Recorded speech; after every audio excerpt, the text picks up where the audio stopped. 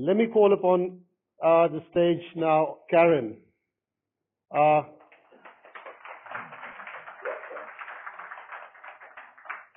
Learning from James, if you are establishing your business, going forward to the next few steps, what you need to understand is about how to operate your business and your financial management.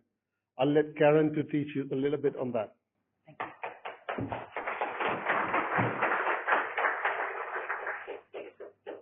That's an awfully big room with lots of people hiding up the back there.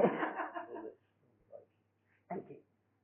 So welcome tonight, and thanks to Bobby for giving me the opportunity. I have no photos in mine, lots of words. I also have copies of this presentation up the back because there is a lot of information in it that's relevant to business. So I'm Money Mastermind. For those who are in the area, we're based in Frankston in the business centre between the sex shop and the vape shop. Everybody knows where that is. And we service people nationwide. So I'm going to be shamelessly plugging myself because it will give you a better understanding of why I can provide some of this information. So I worked in business for 30 years. I was a CFO, so head of finance in the Asia Pacific region, up as far as board level. I can't kick a ball, I can't throw a ball, I can't hit a ball, and I can't catch a ball, so I study. I have an MBA, a graduate certificate in fraud investigations, a graduate diploma of applied corporate governance, and because I'm nuts, I've just enrolled in a Masters of Business Law. All very relevant for business. As I said, I have 30 years experience in that area.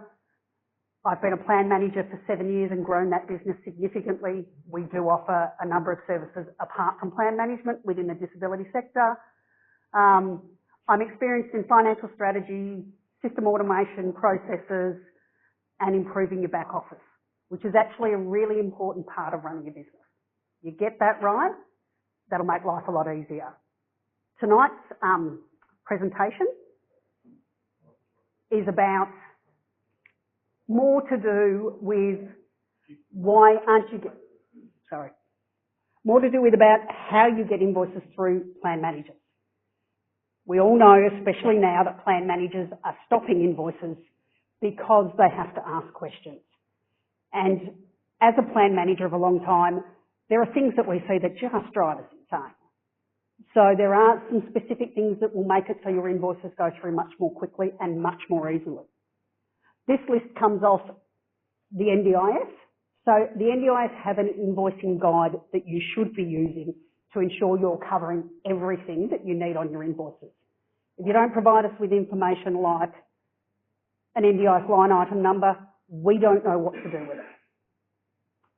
It's all listed in the price guide or the support guide, which also lists what you can actually charge. As I said, there is an awful lot to it. We need to know things like if it's face-to-face, non-face-to-face, cancellation fees, transport, because we have to provide that information to the NDIS. We don't ask for it for the fun of it. We ask for it because we have no choice. Most services are GST free. Sometimes they include GST. Price guide rate is the GST inclusive rate. So don't use the price guide rate and then add GST to it. We have to knock those invoices back and ask you to correct them. A really good one is don't provide a number of participants on the one invoice because we have to ask them for approval and that would then breach their privacy because they'd have a whole stack of other people on them. So I had a chat to some of the plan managers I know and said to them, what drives you insane when it comes to invoicing from providers? And this is even longer than the other one. Basic things like make sure your invoices add up. You'd be amazed on how many we get that don't add up. Make sure your ABN is still active because what happens is if you're not registered for GST and they don't think you're using it, the ATO will make it inactive and then we can't process your invoices. Make sure you include everything on there that you need. NDIS rates, dates of service, invoice numbers. Ensure your dates of service match the line items you're using. Don't try and claim a weekend rate on a Monday. It's amazing how many times we actually see all of that as well. And for those that do handwritten invoices, and yes, they still exist, make them legible, because if I can't read your writing, I can't process it. There's all sorts of things we can't process invoices that relate to services you haven't provided yet. So if you forward date your invoices from a service date, we can't process them. You have the responsibility to know whether or not the participant is funded for those services and for the amount of hours that you're working. Biggest problem with running out of funds is people will have 5 hours a day with a participant, but they're only funded for 2. Or they're not funded for podiatry, but you're going to put it through anyway. And we now have to pull you up on all of those if we know.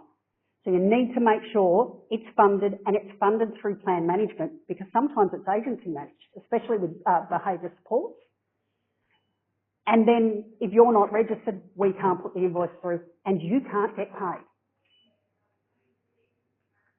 You've got to make sure that you're not providing a service they don't pay for anymore.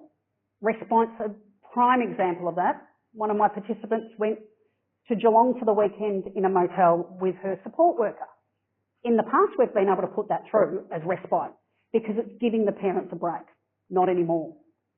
The fact that it was giving the parents a break, you can, because respite now only comes in if you live with an informal support.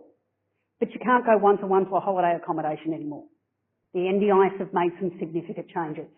So I had to say to the provider, you can't invoice like this. And she went, I'm just an independent support worker. No, you run a business within the NDIS space. You need to understand what you can and can't do. One of our favourite ones, if you're going to claim assistive technology through consumables, make sure it's under $1,500, including GST, because after that we can't put it through there. It's just not, we're not allowed to do it. And it will get rejected.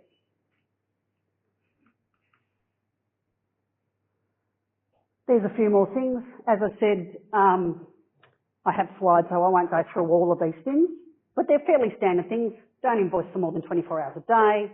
Plan managers aren't going to sign your account applications because then that makes us liable, and we're here to facilitate payments, but we're not actually liable. You may find plan managers are now asking you to stop invoicing in their names, because technically you need to invoice in the participant's name and not ours, because otherwise we become liable for it. Now, I'm going to take it that everybody here knows about the changes that came through on the 3rd of October. I hope you do, because I know that we certainly have a lot that don't, and they have made a significant difference to what we can and can't do as plan managers. Before, we could pretty much get through 95% of what you were claiming. Now, there's so much more that we can't do. You know, don't claim for housing at all unless you've got home and living. We can't get it through. And that's no housing. You know, in the past, we put people up in hotels for crisis management if they had nowhere to live. We can't do it anymore. Home maintenance is a great one. Lots of people would get their houses painted by a support worker. You can't do that anymore either. Education expenses, a really difficult one. We offer financial literacy. We have to call it financial literacy capacity building, because if we call it education, it's not funded. So again, it's about understanding what you can and can't do. You can't get your kids babysat through your plan. Lots of people try. So there's a significant list of things here. Respite's the really big one that's changed. So you have to be careful that your respite actually meets their requirements now. So if you live in an SDA house, you don't get respite anymore because you don't have an informal carer. It's not about building your capacity out in the community anymore. It's about giving your informal carer a break. And they do hold these invoices up. If we process them, they will hold them up for 6 weeks or so until we prove that they should actually pay them. So you'll do the work and you won't get paid for a long time, which doesn't work for anybody in small business. Lots of other things. You know, I did have once a participant ask me if we could pay for the freezing of his sperm. I did ask whether or not it was related to his disability. It wasn't, but the answer would have been no anyway. I have my Bill Shorten's favourite one at the top there. And there's lots of other things you can't get. You can't do family therapy. You can't do gaming therapy. Now, I have a son that's on the spectrum, and he's a gamer. I couldn't put him through gaming therapy anymore, even though I know that's the way he continued his social life during COVID. Because they've just said, that doesn't help. Whether it helps or not is irrelevant. They've said it won't. Lots of other things. In here I've attached some of the guides about what they fund and what they don't fund, so that you'll find those on the NDIS website. The last thing I've added on here, which the NDIS has not really told anybody about, but is actually a major change. They call them replacement supports. So when you used to be able to get your iPad or your laptop through your plan because you could claim it for telehealth services, you can't do that anymore.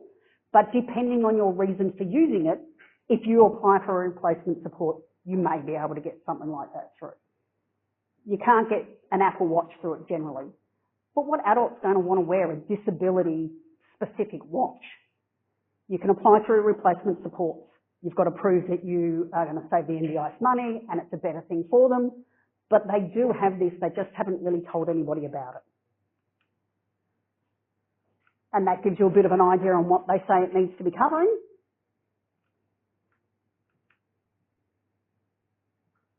And that it needs to be value for money. So they'll be looking to reduce something else for you to be able to get it.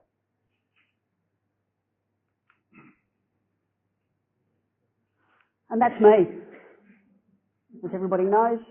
These are the services we offer. So we do plan management, some support coordination, financial literacy, financial administration. So if you're state trustees and you've got somebody who can't look after their own money, we do that on a much personal level. And we do everything from bookkeeping right up to helping you with your financial strategy. And I have an absolute passion for the industry. So seeing the good businesses grow is actually something that's really important to me. And that's how you'll get hold of us. So that's it for me. Thanks, guys.